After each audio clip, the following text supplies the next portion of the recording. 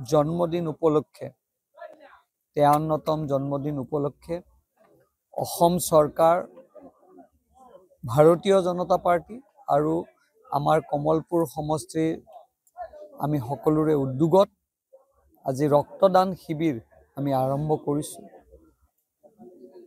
আৰু এই ৰক্তদান শিবিৰৰ যোগেদি জুবিন গাৰ্গৰ আত্মাই চিৰশান্তি কামনা কৰক আৰু লগতে পৰিয়াল বৰ্গলৈকে গভীৰ সমবেদনা জ্ঞাপন কৰিছোঁ।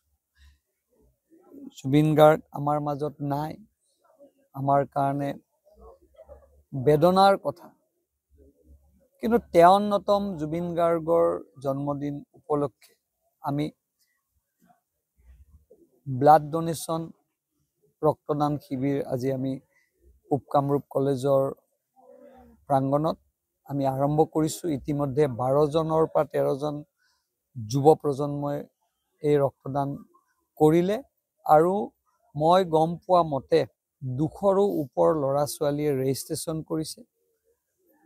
আমি আশা কৰিছোঁ ৰক্তদান এক মহান কাম আৰু সেই মহান কাম কৰাৰ কাৰণে মাননীয় মুখ্যমন্ত্ৰী ডাঙৰীয়া ডক্টৰ হিমন্ত বিশ্ব শৰ্মা ডাঙৰীয়াৰ এক প্ৰচেষ্টাত সকলো সমষ্টিতে প্ৰত্যেকটো ভাৰতীয় জনতা পাৰ্টিৰ কাৰ্যকৰ্তাই এক মহান কাম হাতত লৈছে।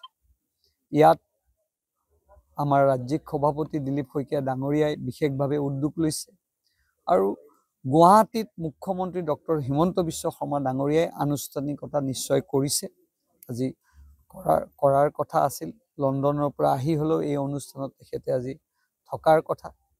আমি আশা কৰিছোঁ জুবিন গাৰ্গ সদায় মহান হৈ থাকক।